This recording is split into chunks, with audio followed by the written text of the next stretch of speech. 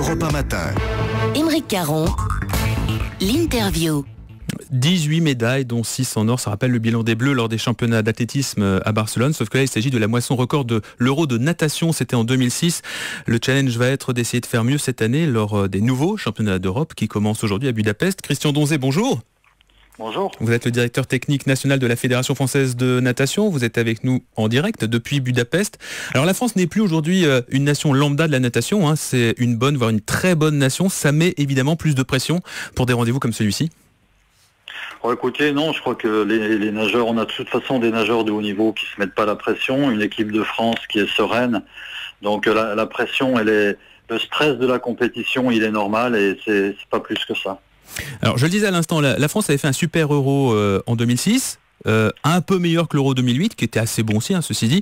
Ça va être difficile d'égaler la performance de 2006, d'autant qu'à l'époque, Laure Manodou avait gagné 7 médailles. Oui, 7 médailles, dont 4 en or individuel.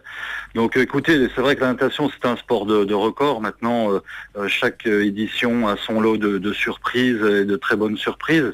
Donc nous, on est concentrés sur nos forces et puis on repartira de Budapest en ayant fait le meilleur de nous-mêmes. Maintenant, si on égale le record de médailles, je crois qu'il faut aussi raisonner de manière juste, c'est-à-dire est-ce qu'il faut des médailles d'or ou plus de médailles. Donc ça, c'est après un large débat. Avec un objectif officiel assez modeste, hein, votre objectif c'est à peu près 10 médailles, vous dites? Oui, je pense que raisonnablement, une dizaine de médailles, dont 4 à 5 titres. Il faut savoir que la natation européenne, particulièrement chez les féminines, est d'un niveau extrêmement relevé par rapport au plan mondial, puisque 60% des titres ont été remportés par des européennes.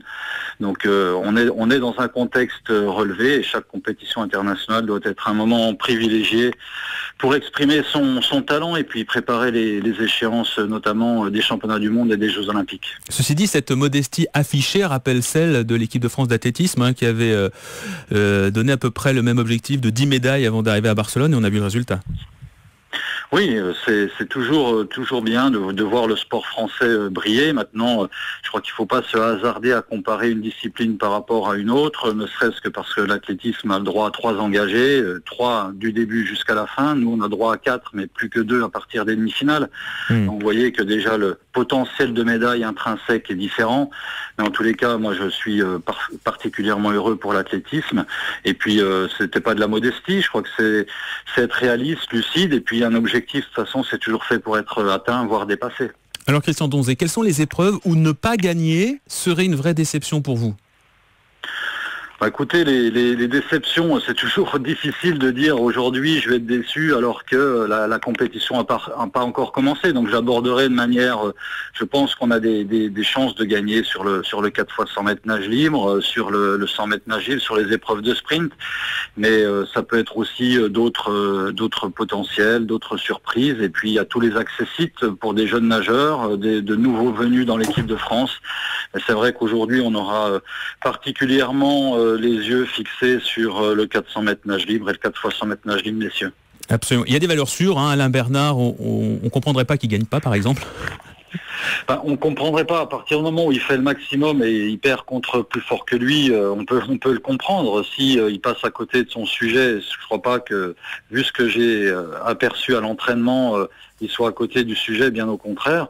Donc c'est toujours pareil. C'est vrai qu'Alain Bernard, depuis 2008, est au top du sprint mondial, et Alain, ici, vient pour le titre. Puis il y a les nouveaux qu'on apprend à découvrir, comme Yannick Agnel. Dites-nous un mot de ce garçon que le public ne connaît pas encore très bien, mais qui pourrait bien devenir un grand champion. Yannick, c'est effectivement la seule comparaison que je pourrais faire avec l'athlétisme, c'est-à-dire il incarne cette jeune génération montante de sportifs qui apportent de la fraîcheur, de la nouveauté, une nouvelle manière d'aborder la compétition. Et puis là, il va avoir l'insouciance de ses 18 ans, encore junior, donc ça peut faire un cocktail explosif, mais en même temps, il rentre dans le monde des seniors, c'est plus la même chose. Il a les armes pour aborder cette première échéance senior dans les meilleures conditions, et puis on sera déjà fixé à l'issue de ce lundi sur son potentiel. Je dirais que c'est un exceptionnel junior. Maintenant, il faut qu'il devienne un exceptionnel senior. Puisqu'aujourd'hui on va le retrouver en 400 mètres libre et en 4 x 100 libre. Hein. Il est au 400 mètres nage libre, et sur le 4 x 100 mètres on attendra. Vous attendez encore ? Vous attendez encore pour prendre la décision? La composition de la finale, vous comprendrez bien que Yannick on privilégie aussi sa course individuelle, donc il nagera pas les séries. D'accord. Chez les filles, un mot des filles quand même. Hein. C'est pas quand même. Les filles, effectivement. Ben non, pas quand même, effectivement. Voilà.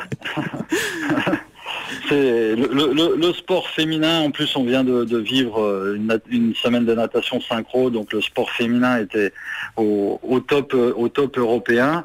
Chez les filles, j'attends beaucoup de Camille Huffa. Je crois que c'est vraiment une nageuse de grand talent, qui a la force physique, technique, et qui, j'espère, lors de ces championnats d'Europe de Budapest, va exprimer son potentiel. Et puis derrière, c'est aussi Coralie Balmy, Ophélie Etienne, Aurore Mongel, et puis je crois beaucoup en ce 4x200 mètres nage libre, qui est un peu à l'image de cette équipe de France, expérimentée, jeune et talentueuse.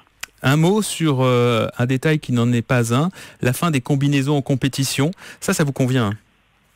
Ah, ça, je veux dire, c'est enfin de la clarté. C'est vrai qu'après une année 2009 vraiment troublée par du matériel, mais c'est pas le matériel qui a troublé, c'est la non-décision permanente des instances internationales qui a perturbé la préparation et l'approche des compétitions. Donc ça, oui, je suis vraiment satisfait. Enfin, on revoit de la vraie natation. Ça ne vous attriste pas que l'une des conséquences de cette décision, c'est que forcément moins de records vont tomber? Moins de records vont tomber, mais en même temps, vous savez que l'essence même du sport, c'est aussi la victoire. Donc ça permettra peut-être de faire une autre approche de la compétition, renforcer cette éducation autour de la victoire, de la gagne, que peut-être on avait un petit peu perdu en se concentrant, focalisant sur uniquement l'aspect chronométrique et record. Merci beaucoup Christian Donzé d'avoir été avec nous ce matin. Et on croise les doigts évidemment, mais on est sûr que les Bleus vont extrêmement bien figurer lors de ces championnats d'Europe. Pas de doute là-dessus. Merci, bonne journée.